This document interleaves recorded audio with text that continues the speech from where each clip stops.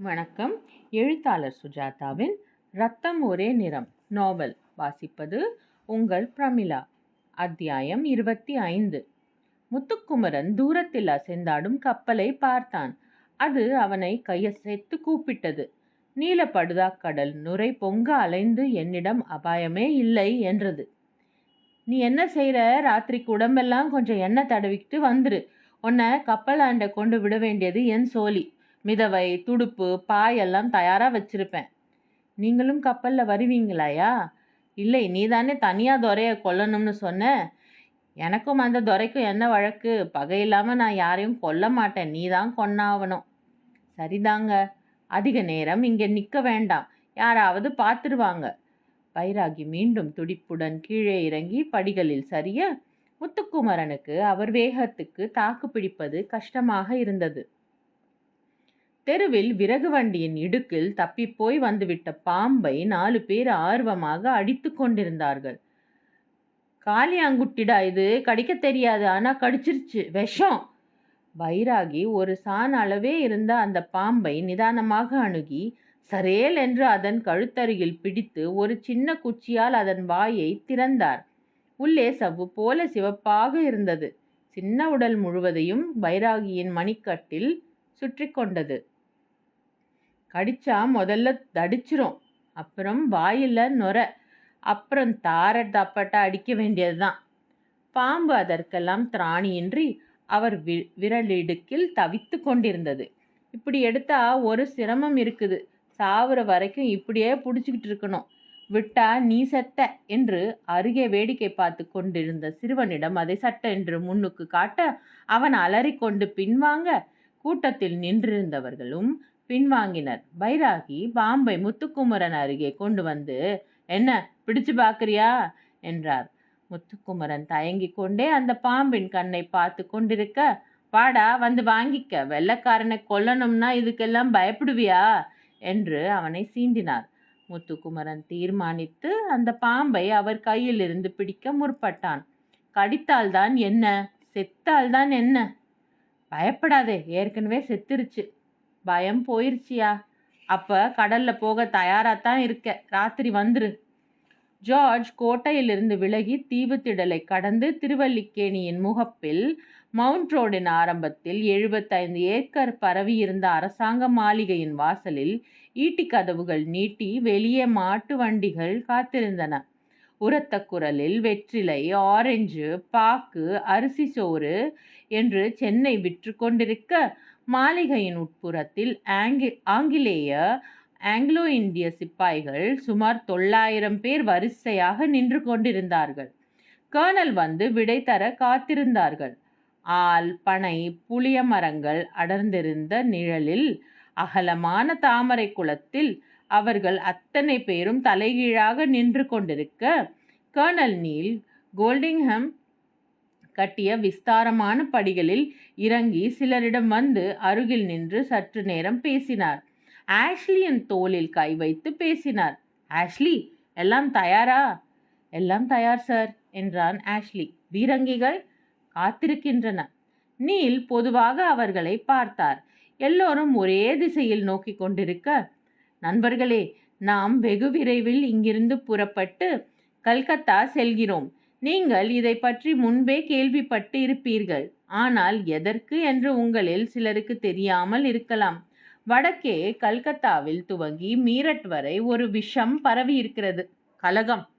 அதிகாரிகளுக்கு எதிராக கலகம். ஆணைகளை மீறுவதும், அதிகாரிகளை கொல்வதும், ஒன்றும் அறியாதவர்களை வதைப்பதும், கடைகளை கொளுத்துவதும், கண்டோன்மெண்ட்டுகளை எரிப்பதும், உழைத்து சேர்த்த சொத்தை எல்லாம் இஷ்டப்படி சூறையாடுவதும் அங்கே நிகழ்ந்து கொண்டிருக்கின்றன. இதன் காரணத்தை பற்றி நமக்கு கவலை இல்லை. நம் கடமை அராஜகத்தை அடக்குவது, அதற்கு காரணமாயிருப்பவர்களை பிடிப்பது, அவர்களை தூக்கிலிடுவது. உங்கள் எல்லோருக்கும் தெரிந்திருக்கும், இராணுவ ஆணைகளை மீறி கலகம் செய்பவர்களுக்கு தண்டனை மரணம்தான் என்று.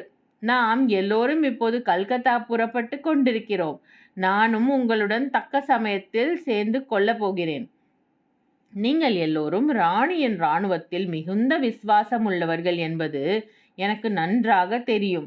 அந்த காரணத்துக்காகத்தான் நீங்கள் தேர்ந்தெடுக்கப்பட்டிருக்கிறீர்கள். இதுவரை நீங்கள் சுடுவதற்கும் கத்தியால் குத்துவதற்கும் பழகி கொண்டு வந்திருக்கிறீர்கள். இன்னும் சில நாட்களில் அந்த பயிற்சியை எல்லாம் பயன்படுத்த உங்கள் எல்லோருக்கும் சந்தர்ப்பம் கிடைக்கப் போகிறது.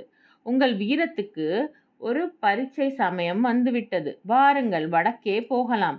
சென்னை இராணுவம் என்பது என்ன என்று அவர்களுக்கு காட்டிவிட்டு வரலாம். என் வீரர்களின் துப்பாக்கிகள் எவ்வளவு உன்னதமாக சுடக்கூடியவை, அவர்கள் கத்திகளில் பொதிந்துள்ள மின்னல் எத்தனை வேகமானது என்று எதிரிக்கு நிரூபிக்க ஒரு அரிய சந்தர்ப்பம் கிடைத்துவிட்டது. வாருங்கள், செல்லலாம், கொல்லலாம், வெல்லலாம். தேவகுமாரன் எப்போதும் அருகிலேயே இருக்கிறான். அவன் நம்மை எப்போதும் காப்பாற்றுவான். புறப்படுங்கள் துடிப்பாக. நம் இலக்கு 1000 மைல் தூரத்தில் உள்ளது. இரவு பகலாக தளராமல் நடந்து அங்கே செல்லுவோம். வாருங்கள், என் கரத்தை வலுப்படுத்துங்கள். சிப்பாய்கள் அனைவரும் சலனமின்றி பார்வையின் திசை மாறாமல் நீலின் பேச்சை கேட்டு கொண்டிருந்தார்கள். அவர்களில் இந்தியர்கள் எவரும் இல்லை. வெகு ஓரத்தில் குதிரைகளுக்கும் எருது வண்டிகளுக்கும் அருகே இந்திய வேலைக்காரர்கள் நீலின் ஆங்கிலம் புரியாமல் நின்று கொண்டிருந்தார்கள். அண்ணே, எங்க போறோம் தெரியலையே. வடக்கேன்னு சொல்றாங்க. சண்டைக்குத்தான் போறாங்களாம். நாம கூட போகணுமாம். கூடாரங்கட்ட, குதிரை மேய்க்க. பீரங்கி பாரு, பெருசு. இது சுடுமா? சுடுமா?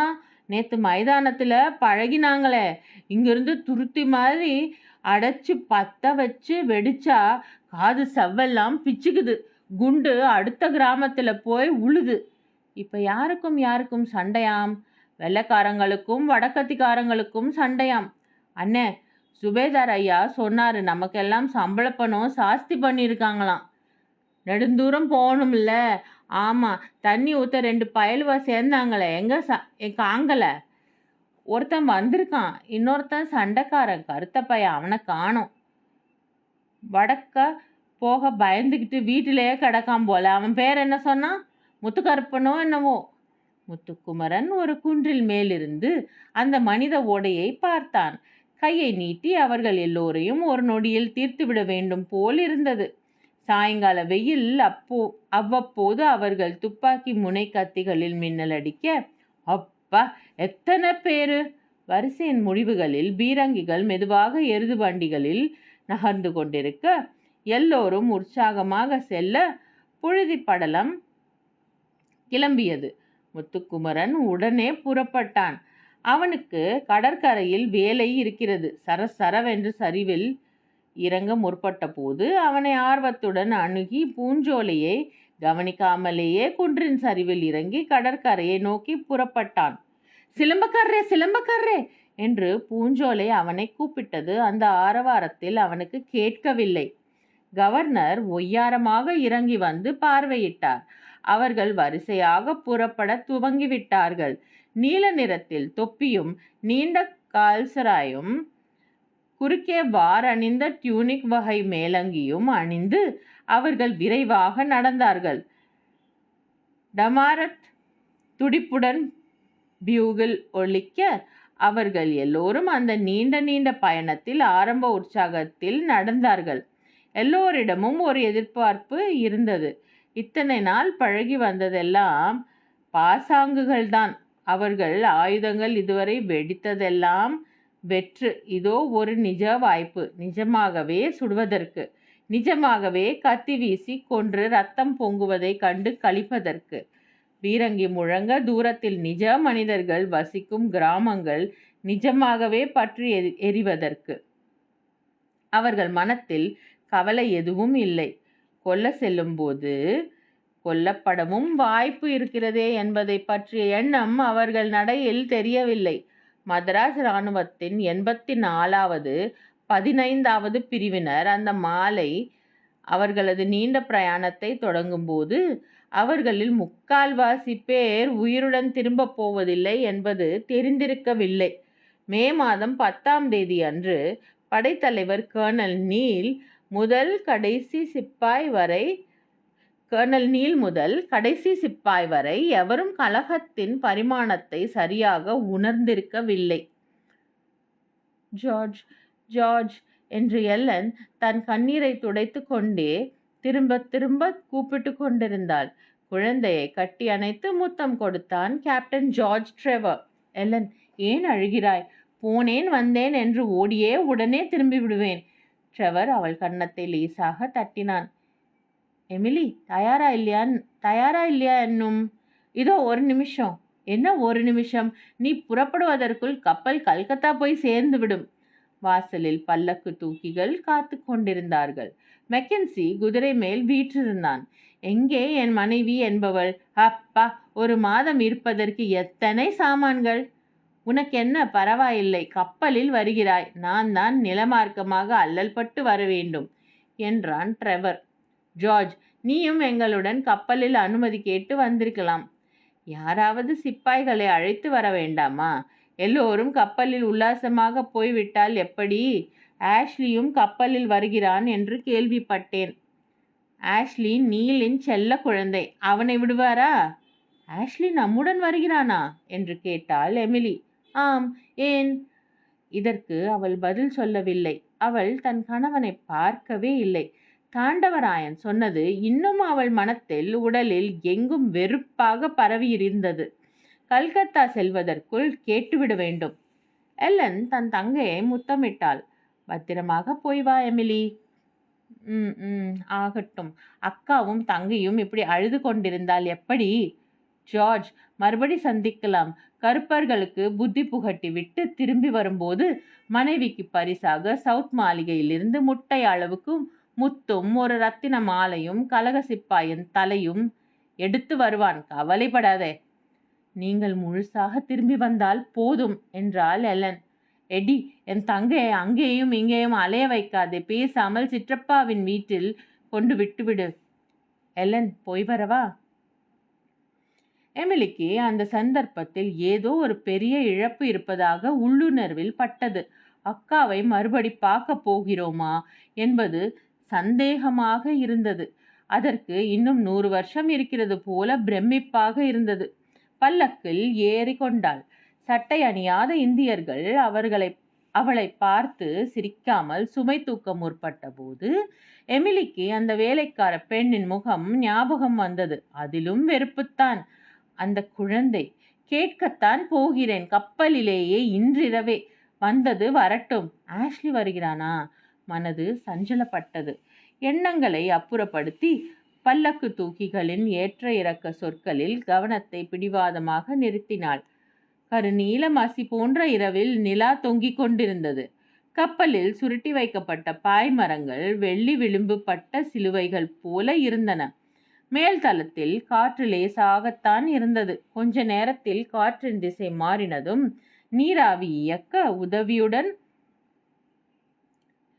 கப்பல் மெல்ல மெல்ல அசைந்தாடி புறப்பட போகிறது.